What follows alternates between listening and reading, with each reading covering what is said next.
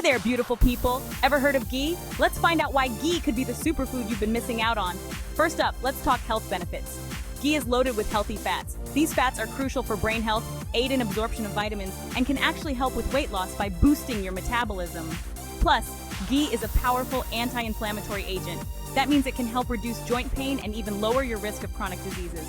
By reducing inflammation and oxidative damage, ghee can support overall immune function and help in maintaining a healthy immune system. And if you're lactose intolerant, good news!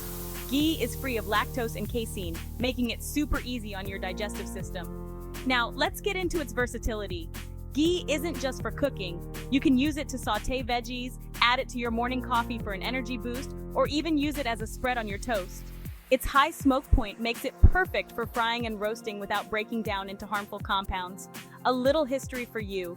Ghee has been a staple in Indian cuisine and Ayurvedic medicine for thousands of years. It's considered sacred and used in traditional rituals and practices.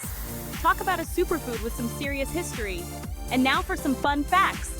Did you know that ghee can last for years without refrigeration? Yep, its long shelf life makes it a great pantry staple. And in some cultures, ghee is believed to promote longevity and vitality. So there you have it.